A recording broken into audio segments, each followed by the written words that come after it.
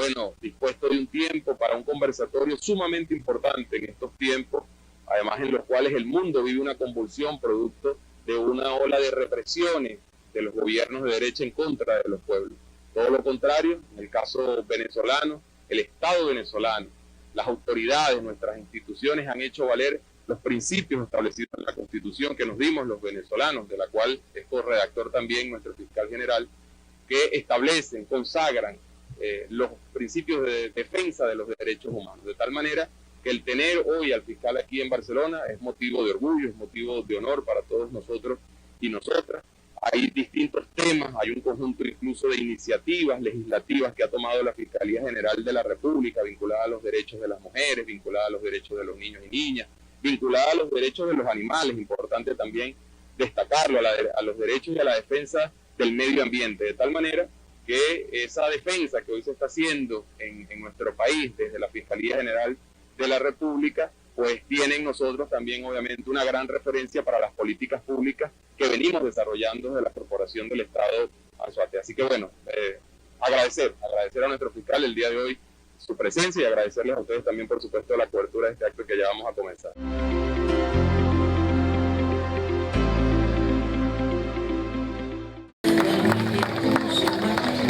Protégete con la central. Recibimos con un fuerte aplauso al protector del Estado Anzoátegui acompañado del fiscal general de la República.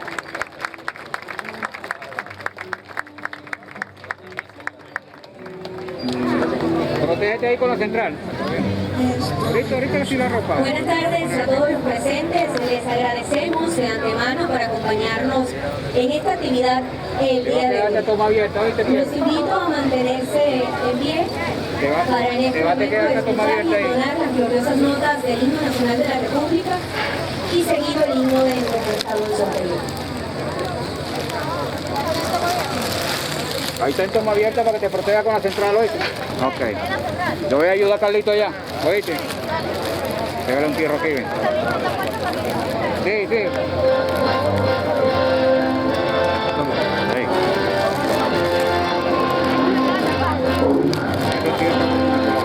va a cobrar qué? Pendiente ahí, ¿oíste? No la muevas, la dejas ahí. Mira, yo voy a ayudar a Carlito allá.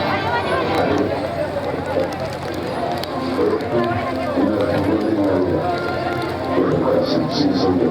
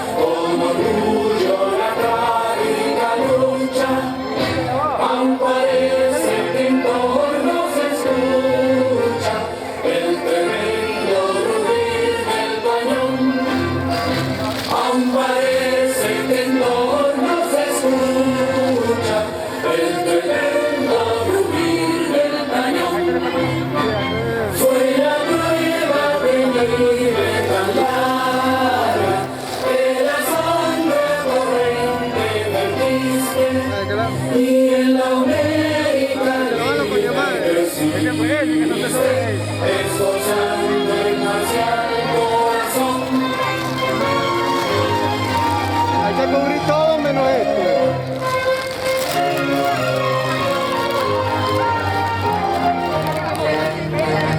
En los brazos de insignes guerreros, con Anzoátegui de frentes monarcas, arrasaste las bélicas plagas y te viste triunfante doquier. En la lisa feral y gloriosa, contra idea de heroica porfía, tuya fue la postre bizarría, tuya fue la victoria postre. Tuya fue la victoria postre. Valle fuiste pujante y arriba, en la lucha, sangrienta y tenaz, marcha patria te sigue viva, viva tu gloria se funda en la paz. Valle fuiste pujante y arriba, en la lucha, sangrienta y tenaz, marcha patria te sigue viva, viva tu gloria se funda en la paz. Muchísimas gracias, los invitamos a tomar asiento para dar inicio a nuestro acto de hoy. De antemano agradecemos la presencia de todos ustedes en esta hermosa velada. Continuamos la lucha del Estado venezolano en defensa de los derechos humanos y por eso queremos saludar a todas las personas y autoridades que presiden hoy esta actividad. Hoy nos acompañan Tarek William Saab, el fiscal general de la República. Junto a él, Luis Marcano, protector del Estado Anzoátegui. También hoy está presente Yulimar Ledesma, presidente del CLEANS. También nos acompaña la ciudadana Joana Pérez, alcaldesa del municipio Simón Bolívar. Junto a ella hoy está presente Ángel Enríquez, el presidente de la Cámara Municipal del municipio Simón Bolívar. También hoy dice presente Daniel Aro, director de la organización del PSUV en el Estado Anzoátegui. Y para cerrar nuestro presidio también recibimos al general de división Marco Tulio Álvarez, comandante de la SODI Estado Anzoátegui. En este momento vamos a continuar con nuestra actividad y recibimos en el podio con un fuerte aplauso al protector del Estado Anzoátegui, Luis José Marcano.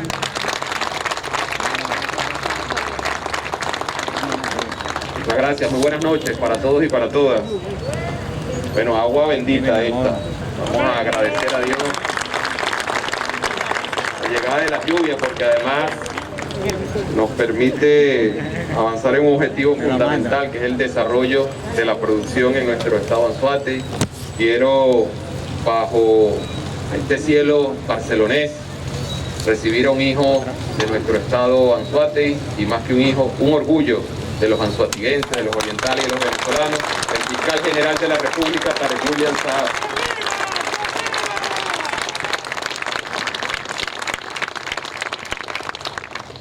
Quiero agradecerles a todos y a todas que hayan dispuesto de su tiempo para poder acompañar este importante acto, un conversatorio acerca de los derechos humanos en nuestro país.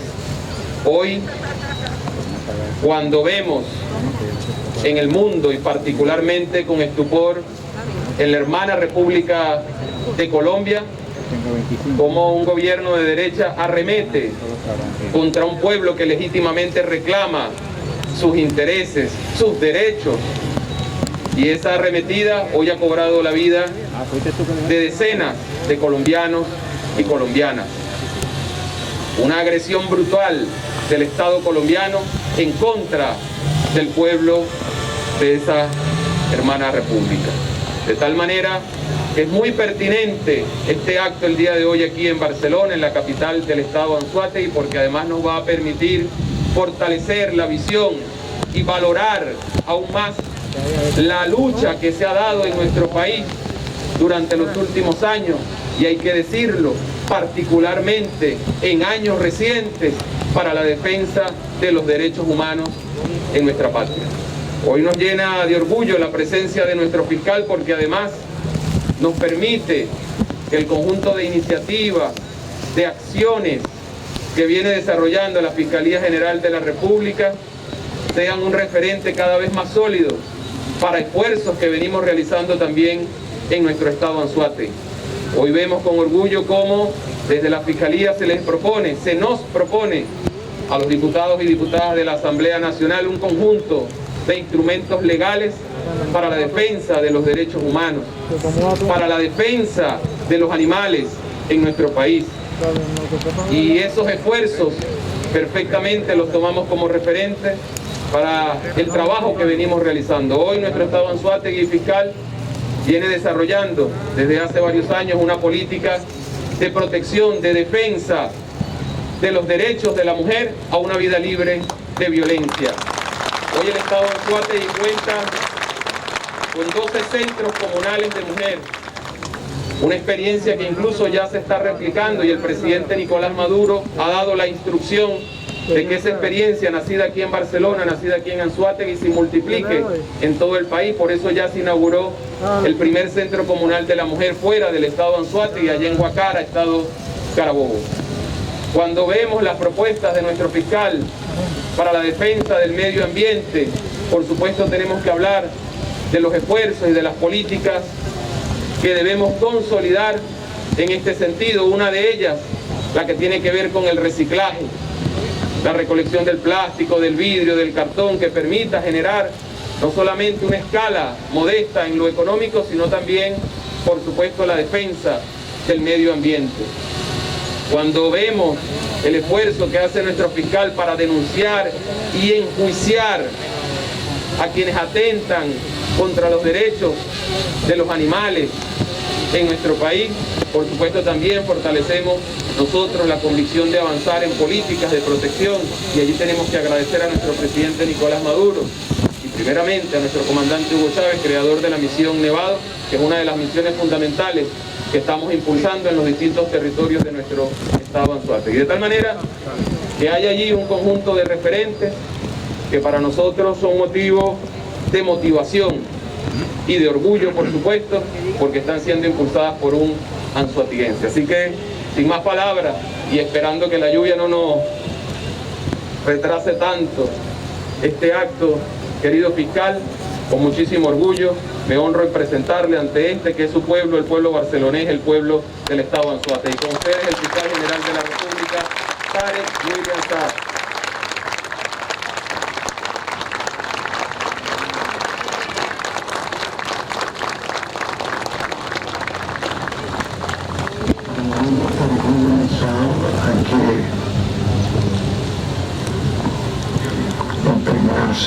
Un poco de conocimiento geopolítico. Hay que tener una imaginación geopolítica para ver lo que está haciendo ahorita el fiscal general de la República. Insustituible, diría yo, en estos precisos momentos en que trabajo la salvación pública. Para hablar de Tarek William Saab hay que impregnarse un poco de conocimiento geopolítico. Hay que tener una imaginación geopolítica para ver lo que está haciendo.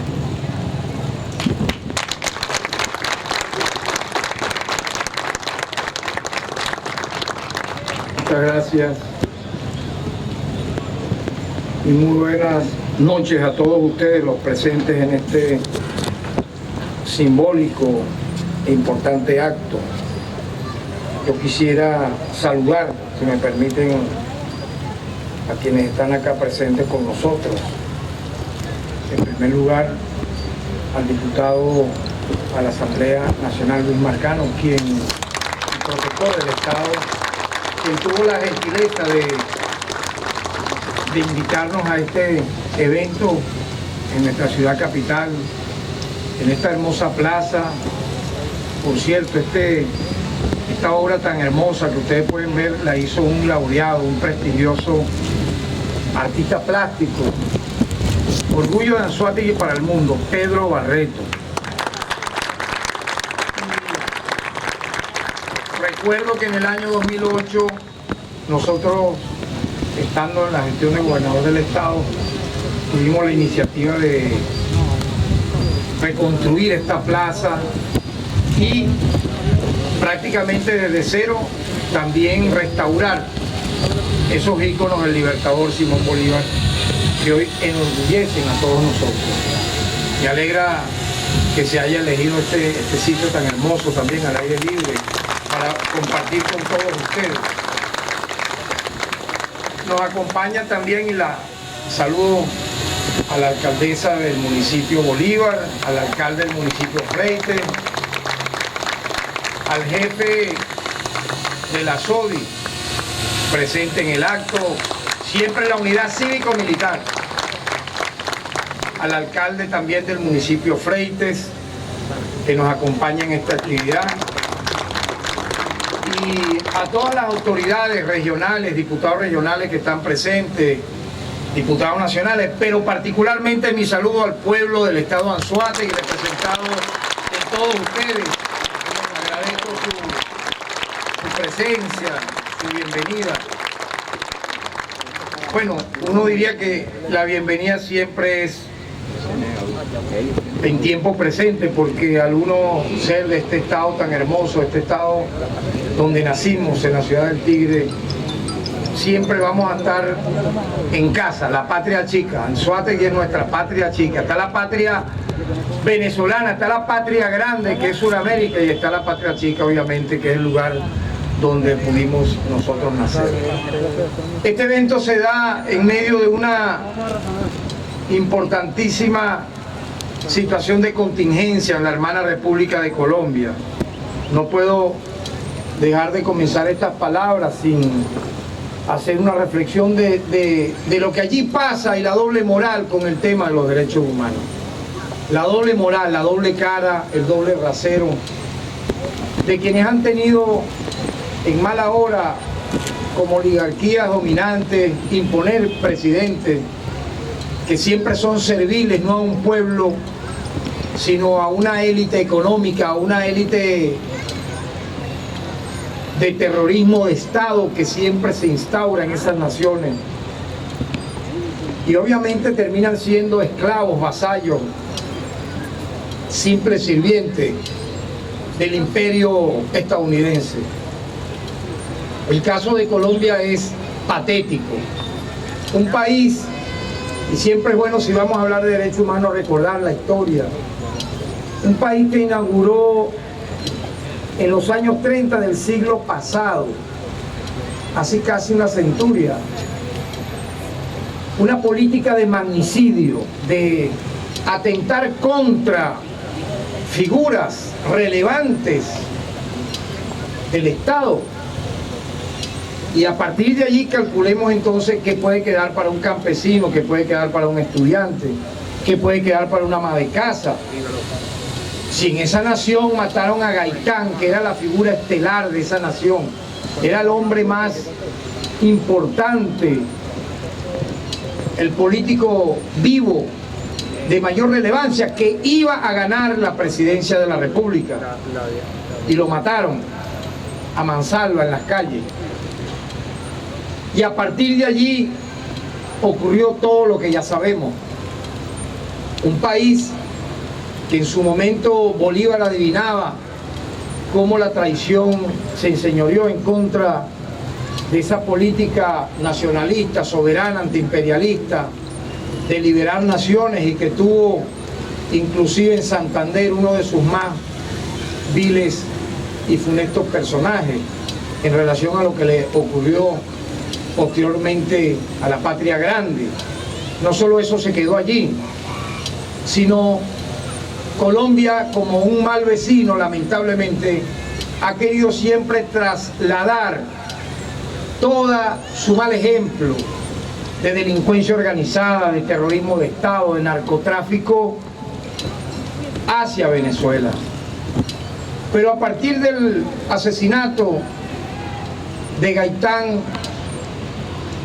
Colombia comenzó a vivir una guerra civil de proporciones prácticamente interminables.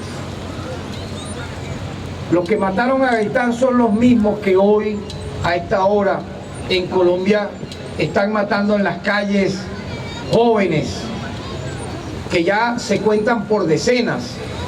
En apenas unas horas, porque no ha pasado más de 3 días, en Colombia han asesinado aproximadamente a 30 personas, han sido heridos de bala aproximadamente 1000 personas, han sido detenidos de manera arbitraria, sin juicio, millares de ciudadanos, por el simple hecho de ellos manifestar en contra de una reforma tributaria hecha al carbón para favorecer los intereses de un narcoestado como el colombiano. En medio de la fecha de hoy, el asesinato de Gaitán, han ocurrido millares de masacres, de matanzas, en donde esa nación, hermana,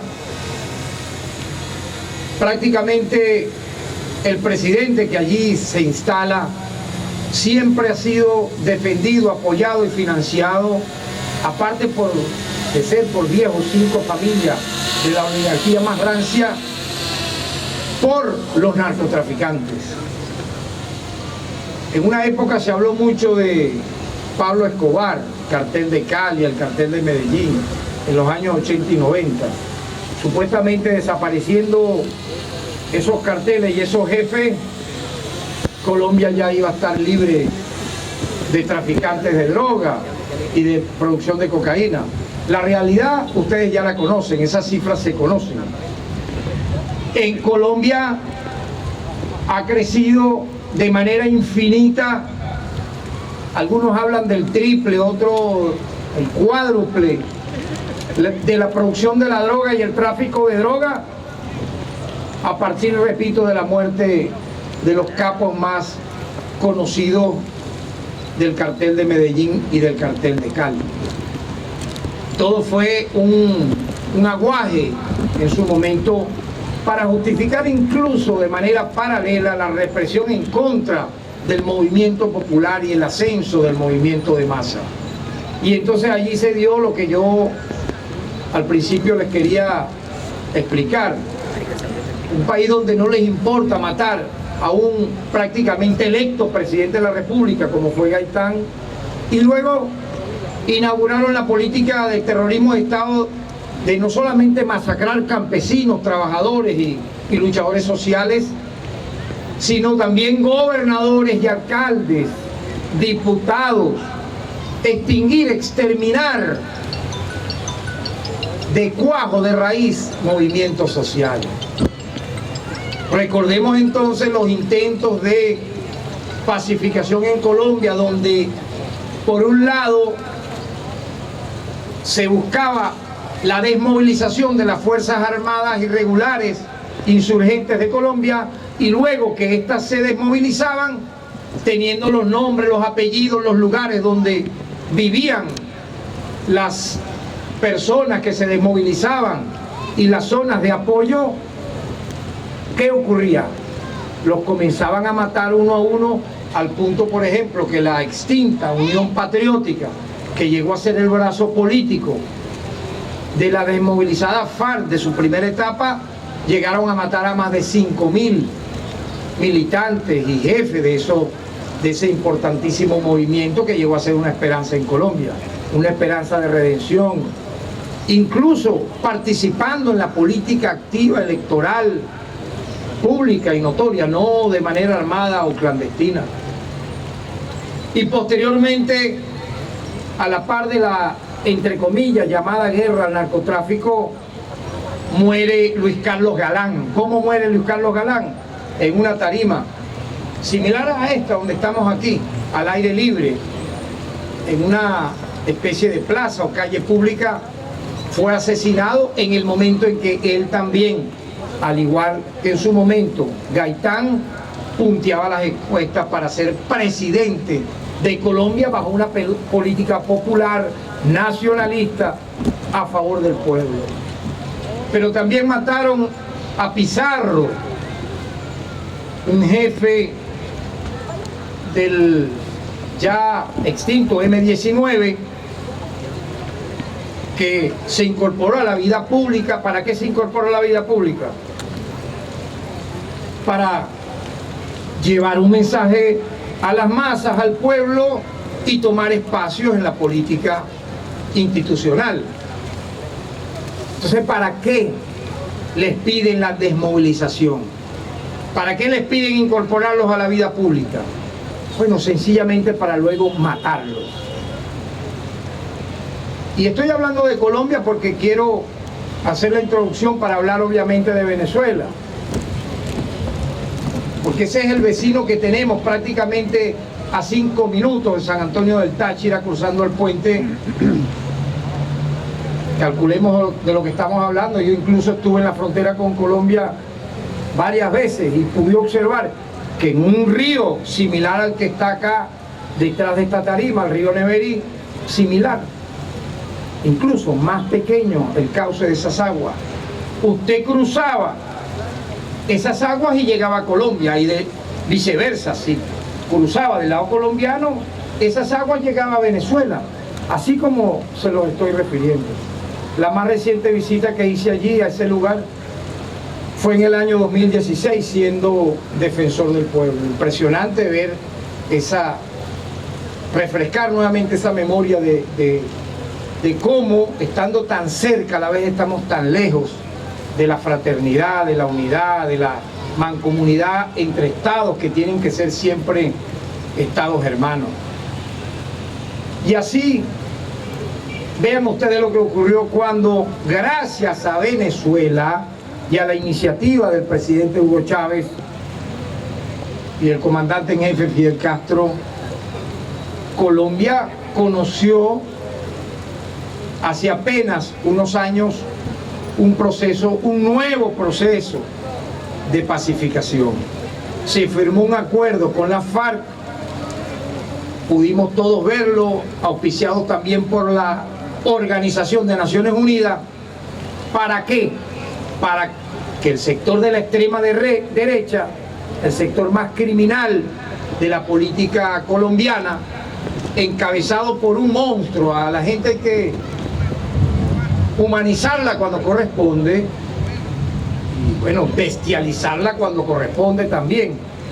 Uribe terminó siendo efectivamente un asesino serial, un criminal de guerra, por cierto, denunciado su gobierno y su gestión hace casi 13 años en la Corte Penal Internacional, en la CPI, en La Haya, donde nosotros estuvimos y fuimos recibidos por la fiscal de la CPI.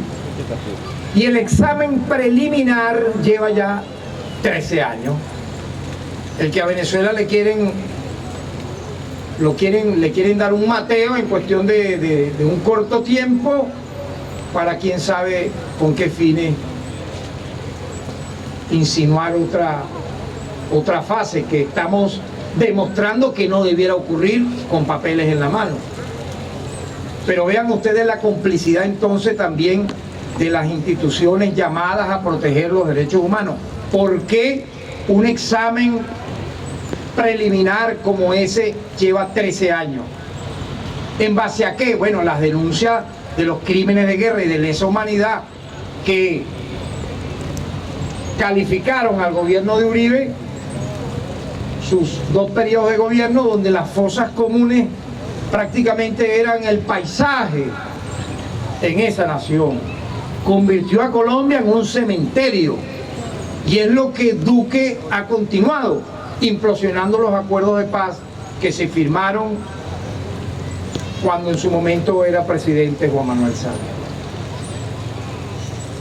Estas cosas han ocurrido frente a los ojos de todos nosotros, para que en cuestión de pocas horas veamos todos como menores de edad, manifestantes desarmados, son reprimidos por las fuerzas militares y policiales, incluso con helicópteros artillados, para simplemente continuar la política de exterminio en contra del pueblo. Allí ha habido detenidos.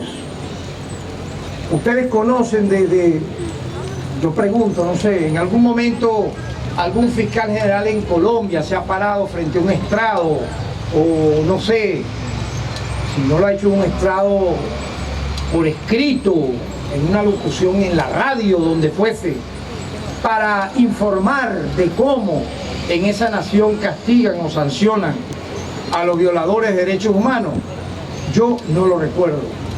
No es que compraban el petróleo, no, es que se lo robaban, se lo llevaban. No es cualquier cosa lo que está en juego, por eso ha sido el bloqueo a PDVSA. ¿Ustedes creen que eso es gratis? Quebrar PDVSA, destruirla. Eso es una política pensada. Y aquí ha habido traidores a la patria que le han dado la información completa, innombrables, que confunden la R con la D, no saben ni hablar. Prófugos allá viviendo en castillos allá en Italia. ¿Ustedes qué creen? Entonces ese combo le dio toda la ruta de nuestro petróleo, la producción, los lugares, para que luego sancionasen a Venezuela en los términos que ya conocemos y prácticamente buscasen que aquí estallara una guerra civil. ¿Sabe lo que es sancionar a la principal industria económica de nuestro país como PDVSA para no poder sacar de aquí un barco con petróleo? Ni siquiera el diésel, nada, para que no hubiese gasolina. ¿Con qué fin? Oye, tengamos conciencia de lo que aquí ha pasado. Si ellos dirían así, bueno, si el 27 de febrero lo viví en carne propia, fui uno de sus denunciantes con el padre Matías Camuña, la masacre del 27 de febrero, 28 de febrero y los días de marzo del año 89. Yo pertenecía a la Comisión Justicia y Paz de Petare de esa época. Fui su primer abogado formal. Porque aumentaron la gasolina en los términos que la aumentaron y vino el paquete neoliberal, pero el pueblo pasaba hambre y miseria. Aquí no había subsidios de nada, aquí no había política social. Hubo un alzamiento popular. Ellos dirían, bueno, vamos a replicar los caracazos en Venezuela por esa vía. Cuando acapararon la comida, se les olvidó eso, no se les puede olvidar. A partir del 2014, el acaparamiento, la guerra económica que vino, el bombardeo al Bolívar, eso son violaciones masivas a los derechos humanos. Pero luego lo institucionalizaron. Nadie puede comerciar con Venezuela. El que comercie con Venezuela va preso, se le persigue. Si tiene una empresa transnacional se le sanciona y no va a poder sus cuentas bancarias tener libre acceso a ellas, se les congela. Bueno, son pérdidas para esa gente de millones, de centenares de millones de dólares. Eso ha tenido un efecto. ¿Cuál era el efecto que querían buscar con esa persecución a los que comercian con nuestro país? Que aquí estallara una guerra civil, una masacre como la que ellos hicieron a finales de los años 80, que justificase una invasión a Venezuela. No nos engañemos, una ocupación militar. Que llegasen los cascos azules, los amarillos, los que tú quieras, con 5 o 4 países satélites de los Estados Unidos a ocupar nuestro país, porque aquí ya se estaba desatando una masacre y una matanza contra el pueblo. Esos son los planes que siempre han tenido y han fracasado. ¿Por qué? Porque no es política del Estado venezolano institucional la represión, la violación al derecho a la vida, la tortura, la persecución. No lo es. Y no lo va a hacer. Porque hay un programa constitucional, que es el título 3 de los derechos humanos, para defender lo que ya conocemos. Hay que tener esa claridad de esa realidad. El doble rasero, el doble estándar de la comunidad internacional. Ustedes han visto una rueda de prensa formal y declaraciones sucesivas, por ejemplo, de la alta comisionada de Derechos Humanos de Naciones Unidas, cuando en Chile se dio, como señalaba el caso Rufo Chacón, hubo ese lamentable hecho, pero allí se acusó y se condenó incluso por intento de homicidio, a los que le dispararon en la cara pudieron haberlo matado, porque si los perdigones le llegan a la zona del cerebro, lo pudieron haber matado. Nosotros no imputamos homicidio culposo, no, accidental no. Y están presos, ajá, y los 400 en Chile, ¿por qué ninguno preso? Hubo 400 personas ciegas en Chile por disparos de perdigones a la cara y a los ojos. Nadie va preso. Nadie vio, nadie dijo nada. En Ecuador, del traidor Lenín Moreno, qué miserable, diciendo hace 2 días que las protestas en Colombia las motivó el presidente de la República, Nicolás Maduro. Un poco lo que dijo Carlos Andrés cuando se dio el Caracazo, que había sido Fidel. O sea, es lo mismo, es el mismo guión. Ya no es Cuba, ya no son los Castro, ya no es Miguel Díaz-Canel. No, ahora es Nicolás Maduro, Diosdado Cabello, Vladimir Padrino y lo que se le ocurran los que incendian supuestamente, según ellos, países vecinos que sus propios pueblos no los toleran, como luego también ocurrió en Cadena a finales del año 2019. En Perú también se dieron circunstancias de represión terrible como esa, pero yo no vi ni al Estado de esas naciones pronunciarse sobre esos hechos, ni fiscales generales tampoco, ni la comunidad internacional hablando de nada de eso. Ustedes vieron al grupo de Lima hablando de eso. Por ejemplo, en Perú hubo 3 presidentes en 72 horas. A 10 presidentes por día, por una semana. Yo no vi, yo creo que ustedes tampoco vieron, ni van a ver. Lo de Colombia es lo más grotesco. Díganme un poco de artistas colombianos, reggaetoneros y raperos, no sé, de Shakira para abajo, ciega, sorda y muda. Ahorita lanzó un Twitter, no, ya para qué, ya no vale. Después de 3 días con 30 muertos y 1000 heridos. Juanes, me refiero a los que vinieron aquí a la frontera a difamar de Venezuela. Miguel Bosé, Carlos Vive, Juanes, el vallenatero sí, el tal Silvestre y su combo, pues toda esa gente. Ninguno ha hecho un festival a favor de esas víctimas, ni las del 2019 ni las anteriores. Son gente que no tienen moral. Se pronunciaron muy tibiamente luego que les cayó encima toda la comunidad de redes sociales. Entonces, ustedes tienen que tener claro eso, ¿no? Venezuela, a diferencia de todos estos países que yo he señalado, sí hace, en medio de muchas dificultades, como la violación masiva de los derechos humanos que significa el bloqueo económico. Hay que ver lo que significa que usted no pueda comercializar su propia riqueza natural. ¿Para qué? Para tener divisas y luego comprar medicinas, alimentos, etc. Eso es bien terrible. Y los cómplices corruptos que han cometido la falta de ser miserablemente antipatriotas, siendo gerentes o contratistas en PDVSA. Aquí tenemos ejemplos, bueno, que lo que dan es asco. La banda de los urbanos Fermín y el exalcalde prófugo de Guanta es uno dentro de la trama, pero da mucho asco, ¿verdad? Porque actúan como el narcotráfico, empresas de maletín, que yo no sé cómo de la nada abrieron un chorro y le dieron centenares de millones de dólares en contratos de obras que nunca se concluyeron, que no se hicieron, buscando que en nombre de la revolución supuestamente ser contratistas o gerentes de la revolución. ¿Para qué?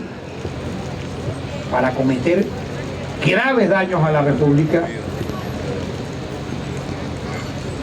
Por eso yo los califico de traidores a la patria, aparte de corruptos, de criminales, porque se alían como cómplices a quienes desde afuera buscan implosionar nuestro país. Son infiltrados. Toda esa gerencia, todos esos contratistas que vimos aquí, no solo en Anzoátegui, en Zulia, hemos judicializado gente de Anzoátegui, de Zulia, de Sucre, de Monaga, que el mayor capo que dirigió esa banda lo sembró allí y estos de manera silvestre fueron andando y los hemos castigado, los hemos sancionado como corresponde, a diferencia de lo que hizo la ex fiscal general de la República. Uno de los urbanos dijo allá en Estados Unidos, la delató, ustedes saben ya eso, que para la investigación, porque eran aguajes, inició una investigación para extorsionar. Yo te comienzo a investigar, te asusta y después negocia. Le dieron $1 millón. Para mí eso fue uno de tantos pagos. Pero ellos dijeron que a la ex fiscal general de la República, por medio de un abogado que yo sé, presumo quién es, y que estuvo detenido por ser el brazo jurídico, el bufete de esa delincuente, para que no continuara la investigación, le tuvieron que entregar $1 millón. Veremos cómo termina esa investigación en Estados Unidos. No han dado el nombre definitivamente de todos los implicados porque es reserva legal, pero las fuentes de ahí adentro han dicho que esta señora. Así funcionaba, así funcionan los infiltrados. Tenemos que tomar muy en cuenta lo que significa esto. Porque en un momento como este nadie puede equivocarse. Los errores en falso pudieran tener consecuencias lamentables. Yo siempre hago ese llamado en lo que corresponde al tema de la justicia, el tema de los derechos humanos, la democracia. Así como yo saludo la actuación valiente de funcionarios policiales y militares que merecen nuestro aplauso. Vamos a felicitarlos siempre. ¿Con quién trabaja el fiscal general de la República, el Ministerio Público? Con los órganos auxiliares de justicia. ¿Quiénes son? Los cuerpos policiales. No todos son, obviamente, lo que hemos señalado en muchas ruedas de prensa. Pero hay algunos que no lo entienden y lamentablemente, ¿qué nos corresponde hacer? Judicializarlo, sancionarlos en nombre del pueblo que ha sido víctima de ellos. Yo lo seguiré denunciando mientras pueda tener un estrado con el cual hablar. ¿Por qué tienen que existir 30, 40, 100 alcabalas de un lugar a otro? No estoy hablando nada más de la de Oriente, Occidente, lo que tú quieras. ¿Para qué? Yo estoy de acuerdo que las haya en puntos previamente, para eso está la inteligencia, ¿no? Previamente tú haces un estudio, dónde deben estar las alcabalas, dónde son los lugares neurálgicos. ¿Para qué? Obviamente usted puede entre una camioneta, un carro, eso lo sabe un niño exceptuado, camuflajear droga o cosas provenientes del delito. Nadie está negando el uso legal de las alcabalas para hablar de algo que no debemos hacer. Ah, pero cuando usted ve que no hay novedad en el carro, pero ve 4 bolsas de Napán y ve un paquete de azúcar y ve 4 juguetes de un niño y usted agarra y dice, oye, mira, yo estoy mamando y loco, eso, dámelo para acá porque mi hijo cumple años el fin de semana. Oye, pero ¿por qué te lo voy a dar si yo tengo que llevar eso para mi casa? Ah, no me lo vas a dar, pero es que eso pasa. Agarra una radio ahí, papá, y llaman a no sé qué, QZ ya, y bueno, mira, llámame ahí ya al fiscal que esté de turno por ahí, pues se robó, parece que tiene droga. ¿Qué buscan allí? Extorsionar a la persona que viene allí y finalmente los roban a mano armada. Bueno, y se está saliendo barato en caso de que le entregue todo, ¿no? Pues pueden entregarle todo y sembrarlo. O si le cayó mal, o robarle el teléfono, cualquier cosa. Eso pasa. Menos o más que antes, pero no debiera pasar. ¿Por qué debe pasar que se allane una vivienda sin que haya la presencia de un fiscal del Ministerio Público? Eso es ilegal. Tiene que haber un fiscal del Ministerio Público. ¿Por qué? Bueno, para que el fiscal vigile cómo se está haciendo el allanamiento en un lugar que es propiedad privada, para empezar. Sea un comercio, sea una empresa o sea una vivienda. Y si el fiscal se porta mal con los funcionarios policiales, la persona debe denunciar para que, en caso de que eso ocurra, ¿no?, vaya preso el agente del Estado, pero también el fiscal por corrupto y por cómplice. Bueno, estamos claros, ¿no? Hay casi 300 fiscales procesados, ya la cifra yo digo, bueno, entonces llegará quién sabe hasta cuándo. Porque yo recuerdo que di una cifra en el año 2018, en Semana Santa, que era de 30, y yo dije, van 30 fiscales procesados por corrupto, por hacer lo malo. Como el psicópata, grábense eso, el psicópata se acostumbra con una adrenalina producto de alguien trastornado mentalmente, de hacer las cosas malas, de violar la ley. Por eso un psicópata rompe las reglas sociales y pierde la noción del miedo, porque es un enfermo mental. Si usted ve que hay fiscales que están cayendo detenidos por cometer delitos, por aliarse a personas delincuentes o delincuentes uniformados, y usted sigue haciéndolo a pesar de que ha visto que varios de sus compañeros han caído detenidos, ¿qué puede decirse? Es un infiltrado que no tiene que estar allí. Entonces la depuración entra por casa. Tenemos que hacerlo. ¿Sabe lo que le cuesta a alguien levantar un comercio, chamo? Para que venga un funcionario policial todos los fines de semana para hacerle un raqueteo. ¿Que va para manos de quién? Bueno, ya sabemos que si el jefe de la zona, que si el otro.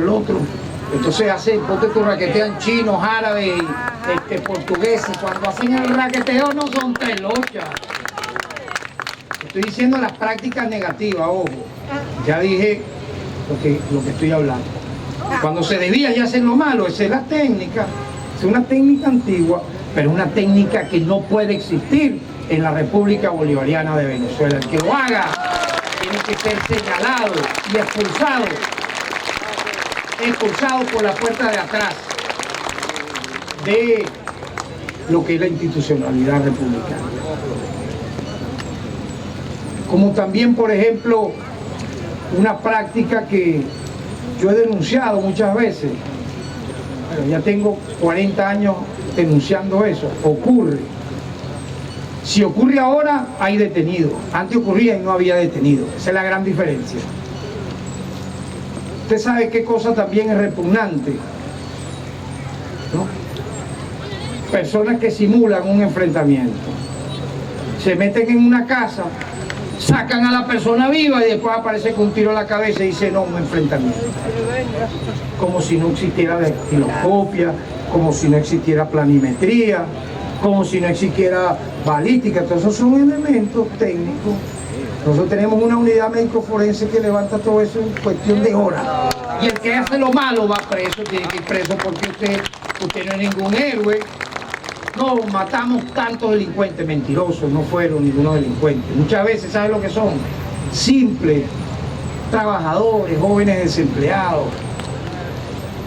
¿Y qué son ellos? Gente de nuestro pueblo. Yo sí felicito, y yo cuando fui gobernador del estado, yo llegué a condecorar y ascender a varios funcionarios policiales que arriesgaron su vida en defensa de nuestro pueblo. Eso es diferente. En un enfrentamiento, en una actividad policial de resguardo del pueblo. Estamos de acuerdo. Pero lo otro no. Y dentro de todo lo que digo, ¿qué es lo importante? Duela a quien le duela, que el Estado venezolano actúa, seguirá actuando para proteger a nuestro pueblo de las desviaciones a que haya lugar. Pero no debemos olvidar nunca, escuchen esto, no debemos olvidar nunca, que muchas de estas cosas que hemos ido aquí narrando en estos últimos años ha ocurrido en medio de una circunstancia extraordinaria jamás vista, en donde un país ha sido bloqueado, sancionado, asediado, incluso se ha buscado ser aislado del planeta. Quien les habla, siendo fiscal general de la República, está sancionado, créanme lo que les voy a decir, por casi 80 países. ¿Por qué? No soy el único, pero de los que más sancioné, para prohibido entrar a los países, ni siquiera a un aeropuerto. Todos los países del TIAR, Tratado Interamericano, eso se hizo para defender la soberanía de nuestro pueblo, y cuando hubo la guerra de las Malvinas no defendieron a Argentina del ataque imperial británico. No sé cuántos países suman ahí, como 20 y pico. Más los de la Unión Europea, bueno, ni hablar, como 40. Más Suiza, más Canadá, más Estados Unidos. Bueno, menos mal, mientras no me sancionen para entrar al Tigre, hoy bien. Eso es lo que falta, oye, que saque un decreto el alcalde Daniel Ares y diga que no puede entrar a Cantaura. Eso es lo que falta, una ordenanza. O Marcano aquí en Barcelona. Digo yo, porque, o sea, es una política que busca que amedrentar a altos mandos políticos y militares para supuestamente bajarnos la moral e impedirnos seguir luchando. Ellos dicen, no, son sanciones individuales, eso es nada más para unos individuos. La sanción a PDVSA es individual. Que usted no pueda hacer uso de 4.000, 5.000, 10.000, 20.000 millones de dólares para comprar vacunas y medicinas, eso es una sanción individual. No, una sanción masiva. Masiva. Y esos son dineros que nos han bloqueado fuera del país. Citgo, que estaba en manos de Venezuela, ¿quién está disponiendo ese dinero? La banda esta que se opone a que haya elecciones. Tenemos que felicitar el acuerdo producto de un diálogo sostenido del Estado venezolano y fuerzas adversas al Estado que han permitido la conformación de un nuevo Consejo Nacional Electoral que ha tenido el reconocimiento incluso de sectores radicales de la oposición. Y vean que ahí la vocera de los Estados Unidos de América no dijo nada. La Unión Europea dice, no, estamos observando con buen pie lo que está pasando, etc. En todo caso, es un asunto interno de nuestro país. Pero es la demostración de que el Estado venezolano está haciendo lo que corresponde. ¿Para qué? Para que las diferencias se resuelvan por la vía electoral, por medio del voto. Porque las elecciones ocurrirán en diciembre y el pueblo de Anzoátegui sabrá lo que va a tener que hacer por la vía del voto. Y en toda Venezuela igual, así es como corresponde, no matando gente en la calle o quemando una casa o asaltando un hospital. No, es la vía electoral. Entonces no debemos olvidar ese escenario. Un país asediado, sancionado, bloqueado. Eso ha ocasionado muertos, miles de muertos. Eso es una violación masiva a los derechos humanos. Y les recuerdo, en la Corte Penal Internacional se está haciendo 2 exámenes preliminares. Venezuela 1, que es las denuncias que han hecho estados. El Grupo de Lima denunció a Venezuela, con Colombia a la cabeza, de que Venezuela es un país que viola los derechos humanos. Imagínense, o sea, unos países se fueron allá con sus cancilleres a denunciar al Estado venezolano. Es el uso indebido de los artículos del Estatuto de Roma para eso, lo que no han hecho con Colombia. Pero también se está evaluando Venezuela 2, que es la denuncia que ha hecho Venezuela en contra de los Estados Unidos de América por las sanciones, el efecto devastador de las sanciones que han implicado violaciones masivas a los derechos humanos, que han ocasionado muertos por hambre, por falta de medicinas, porque no tenemos acceso al comercio lícito de nuestra riqueza, al intercambio comercial con los países. No tenemos acceso a los activos de nuestro país, que están bloqueados desde Portugal, Estados Unidos, Suiza, Inglaterra, el oro, como que si esto fuera una colonia británica. Nos tienen bloqueado, secuestrado el oro de nuestro país, que puede servir, porque ustedes saben que es un producto comercial para la compra de vacunas, para la compra de medicinas y alimentos. O sea, o no tenemos esa claridad. Tenemos que también tener esa claridad. Eso son violaciones masivas a los derechos humanos de este país también. Es una situación real que está silenciosamente matando miles de venezolanos. Tengámoslo claro, el bloqueo, la sanción económica a nuestro país significan violaciones masivas a los derechos humanos y son crímenes de lesa humanidad. Veremos qué va a decir la Corte Penal Internacional. Vamos a esperar a ver qué dice sobre Venezuela 1, que son las denuncias que han hecho los países agrupados en el Grupo de Lima contra el Estado venezolano sobre presuntas violaciones o crímenes de lesa humanidad ocurridos en nuestro país, que nosotros hemos dicho se han judicializado, se han perseguido a los culpables y están presos. ¿Qué van a decir sobre ese examen preliminar? ¿Y qué van a decir del otro examen preliminar sobre Venezuela 2? Que son las secuelas y las consecuencias de las violaciones masivas de los derechos humanos por parte de los Estados Unidos de América y otras potencias contra Venezuela. Porque cuando no hay una medicina para usted comprarla, un alimento, recuerde el bloqueo.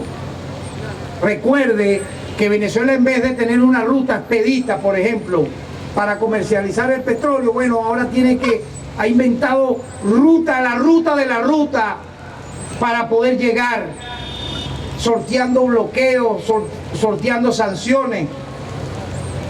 Y entonces, en vez de tener un 100% de efectividad en esa producción, en esa economía, en ese desarrollo, obviamente se tiene muy debilitado eso por esto que digo.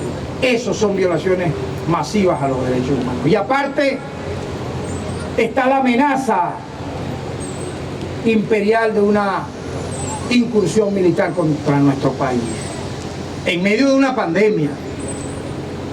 ¿O qué es lo que está pasando en la frontera con Colombia? Ustedes deben estar enterados que allí se instalaron grupos paramilitares, de criminales, de genocidas, en un territorio extenso,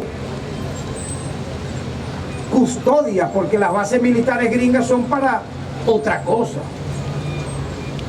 El país que produce más droga en el planeta, el 70% de la droga que cae en el planeta, la cocaína, ¿dónde la hacen? En Colombia.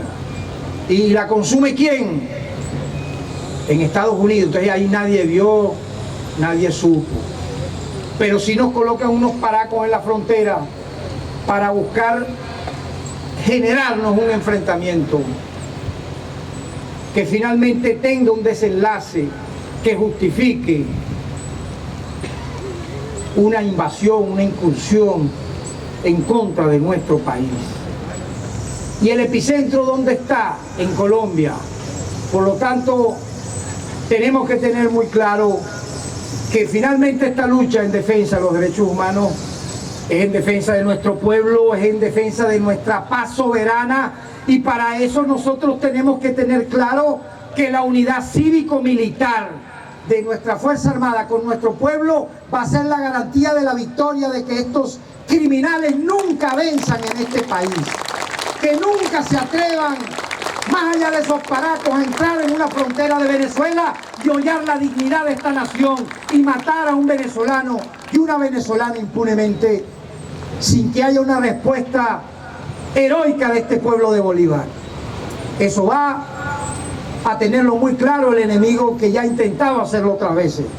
Y yo les aseguro, y yo estoy seguro también, en medio de esa certeza, que así como ocurrió en el pasado, que se nos subestimó demasiadas veces, pudiera pasar nuevamente, pero nos van a encontrar siempre de pie. La dignidad por delante de un país como Venezuela. A pesar de todo lo que aquí he explicado, Venezuela va a defender el derecho humano más importante, que es el derecho a vivir en paz, el derecho a la vida nacional y colectiva. Ese es el derecho más importante que tenemos que defender y juramos que lo haremos a riesgo de todas nuestras vidas, porque al final es la herencia que quedará. Lo que hicimos hoy en pro de nuestros hijos, nietos y bisnietos. El pueblo está atento, es humilde, sabio, pero es valiente. Y yo les aseguro, ya para terminar esta improvisada locución, que así como ocurrió ayer, ocurrirá hoy y mañana. Venezuela unida vencerá. Muchísimas gracias.